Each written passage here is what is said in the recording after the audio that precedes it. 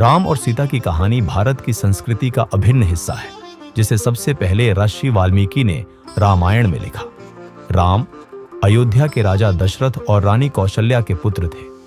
उन्होंने शिव धनुष तोड़कर सीता से विवाह किया। रानी कैकेयी के वरदान से राम को 14 वर्ष का वनवास मिला और सीता व लक्ष्मण भी साथ गए। वन में रावण ने सीता का हरण किया। राम ने हनुमान और वानर सेना की मदद से लंका पर विजय पाई और सीता को वापस लाए। अयोध्या लौटकर राम का राज्याभिषेक हुआ। बाद में जनसंदेह के कारण सीता को फिर वन भेजा गया, जहां उनके पुत्र लव और कुश का जन्म हुआ। यह कथा धर्म, प्रेम और त्याग का प्रतीक है। तो चलिए कहानी शुरू करते हैं। राम अयोध्या के राजा थे। उनके शासन में प्रजा सुखी, सुरक्षित और समृद्ध थी, और हर शाम अपनी रानी सीता के साथ वे राजसभा में बैठकर अपनी प्रजा की बातें सुनते थे। बोलो, तुम्हें डरने की कोई बात नहीं है। महाराज, मैं ये नहीं कर सकता रानी की उपस्थिति में। महाराज, आज एक धोबी अपनी पत्नी को पीट रहा था और उसने कहा, मेरे घर से निकल जाओ। मैं राम की तरह नहीं हूं जो एक पत्नी को स्वीकार करता है दूसरे के घर में रहने के बाद। क्या मुझे धोबी की बात पर अपनी पत्नी को निकाल देना चाहिए? लेकिन मेरा पहला कर्तव्य मेरी प्रजा के प्रति है। मुझे उसे भेजना होगा। अगले दिन राम ने अपने छोटे भाई लक्ष्मण को बुलाया। तुम सीता को जंगलों में ले जाओगे और उसे वहीं छोड़ दोगे। लेकिन? कोई लेकिन नहीं, यह मेरा निर्णय है। लक्ष्मण ने तुरंत अपना रथ तैयार किया और इस तरह अयोध्या से जंगल की ओर निकल गए। लक्ष्मण, ये जंगल कितना डरावना है, मुझे डर लग रहा है। लेकिन मुझे राम के आदेश का पालन करना होगा। लक्ष्मण के अयोध्या के लिए रवाना होने के बाद सीता जंगल में अकेली रह गई।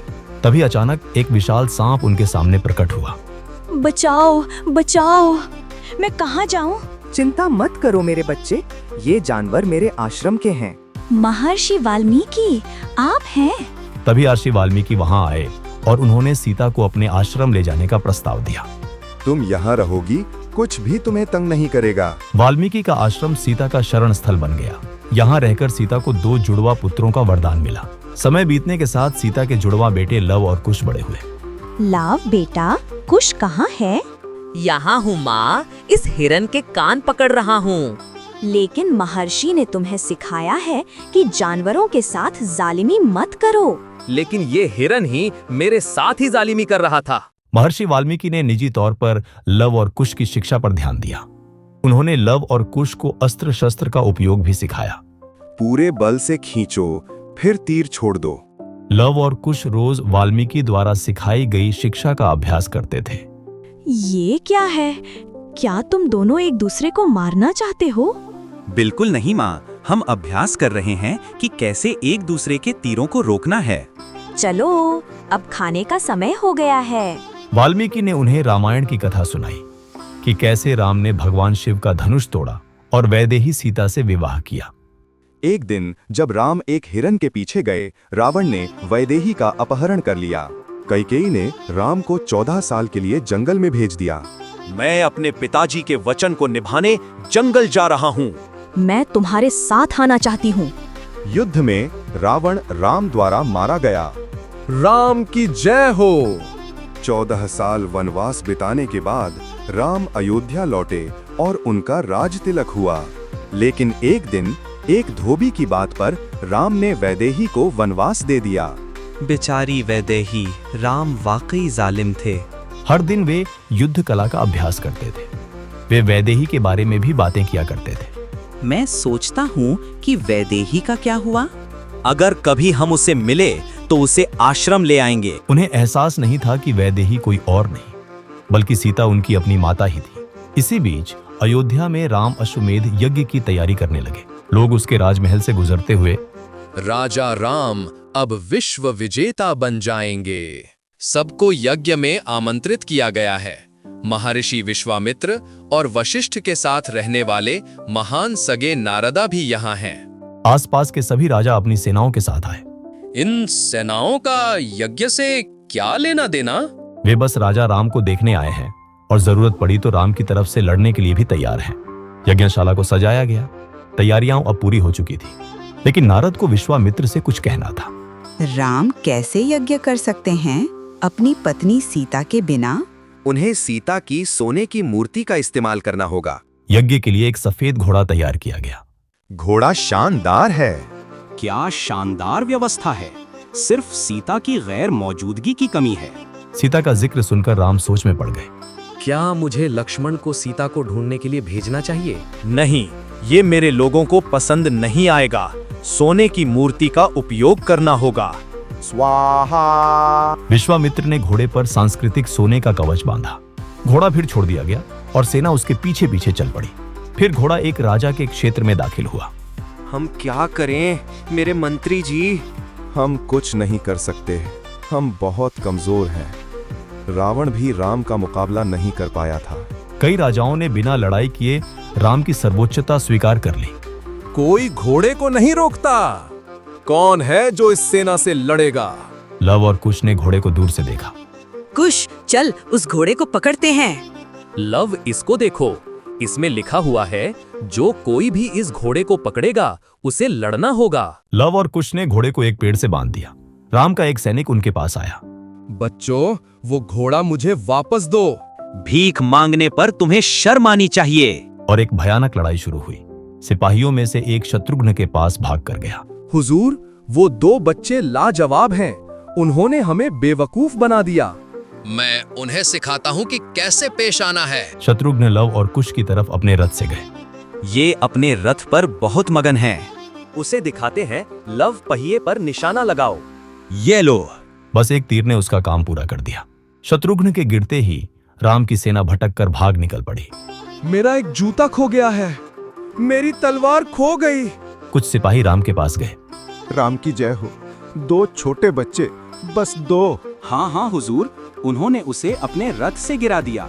शत्रुघ्न गिरा? राम व्याकुल हो गए। 2 बच्चे और इतने बहादुर, वो कौन हो सकते हैं?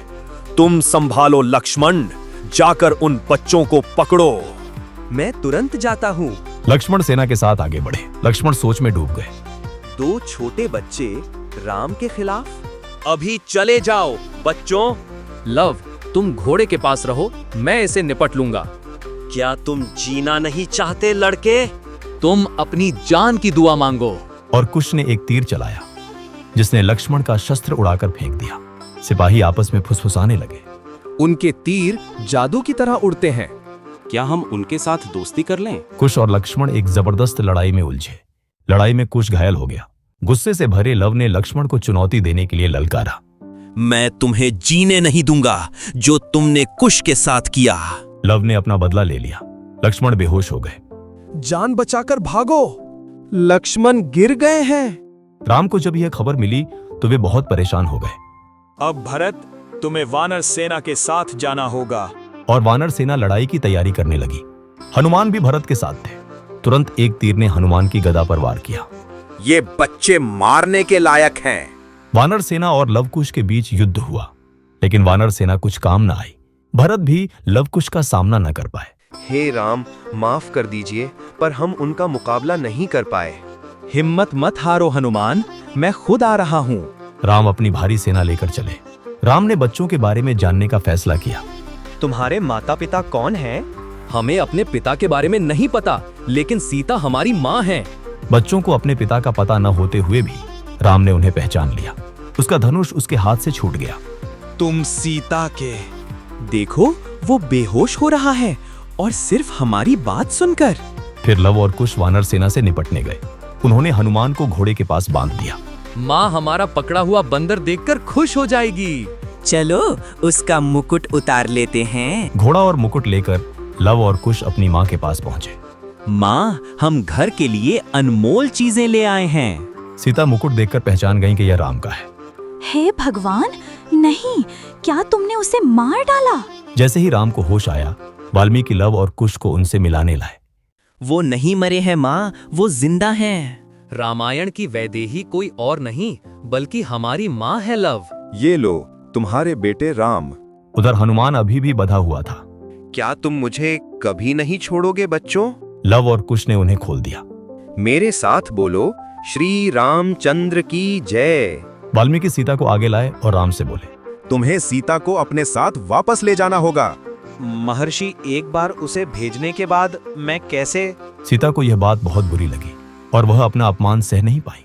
धरती माँ, अगर मैं पवित्र हूँ तो मुझे अपनी गोद में समा लो। और धरती उसके पांव के नीचे से फट गई। हट जाओ माँ, धरती फट रही है। तुमने मेरी इच्छा पूरी कर दी है माँ। और सीता अंदर धंसने लगी। राम ने अपने दुखी बेटों को गले लगा लिया। दुखी मत हो मेरे बच्चों, तुम्हारी माँ अपनी माँ के पास वापस चली गई है। कहा जाता था कि सीता धरती से पैदा हुई थी। ये बात सच थी। राम अपने बेटों और अपनी सेना के साथ अयोध्या वापस चले गए। यह रामायण की कथा हमें कर्तव्य, बलिदान और शक्ति का सच्चा सबक सिखाती है। राम, सीता, लव और कुश की अमर कथा हमें कर्तव्य, बलिदान और शक्ति का सच्चा सबक सिखाती है। ऐसी ही कहानियां सुनने के लिए लाइक करें, शेयर करें और सब्सक्राइब करें।